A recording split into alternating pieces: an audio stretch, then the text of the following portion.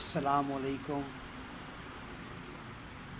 میں ڈاکٹر شاہ آپ اپنے کلینک سے آپ سے مخاطب ہوں۔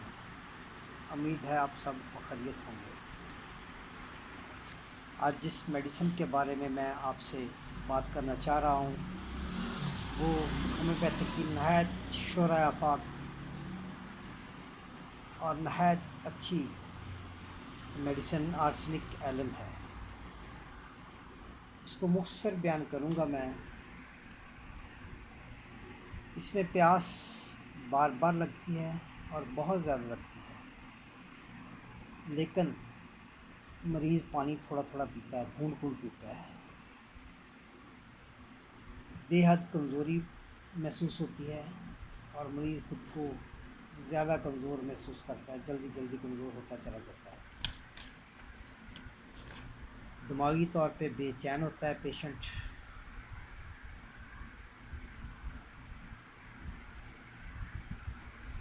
اور مریض کو اپنی بیماری کے بارے میں نہایت خوف زدہ ہوتا ہے۔ اس کو یہ لگتا ہے کہ شاید میری بیماری ناقابل علاج ہے۔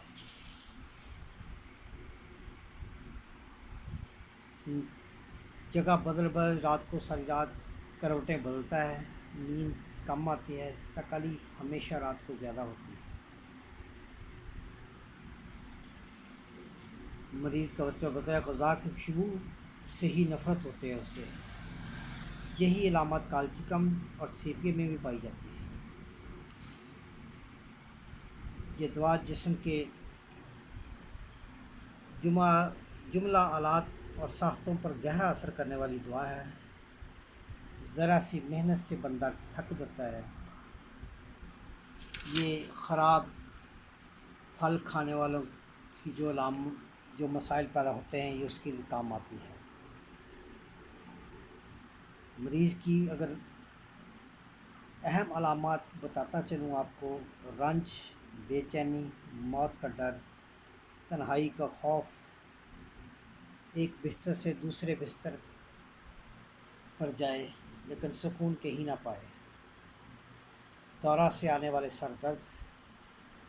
صرف سر درد ہی ایسی علامت ہے جس سے ٹھنڈک سے آرام آتا ہے، باقی جسم میں جلن، بہت ساری جلن ہوتی ہے اور گرمی سے ہی آرام آتا ہے۔ سخت جلن، زکام، جلتا ہوا پانی ناک سے بہے، چھینکیں آئیں، سردی زیادہ ہو، خوشبو سے برداشت نہ ہو، چہرہ اترا ہوا ہو، بخار بہت تیز ہو، باری سے یا وقفہ سے آنے والا بخار۔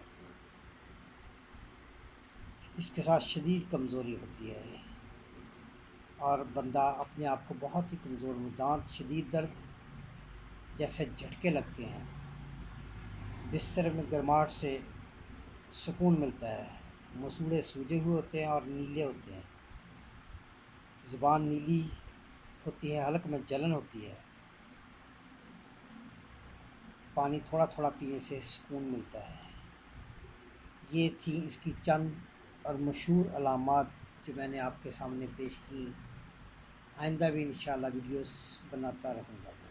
السلام علیکم، اپنا خیال رکھیے گا۔ میں ڈاکٹر شاہ بورے والا سے۔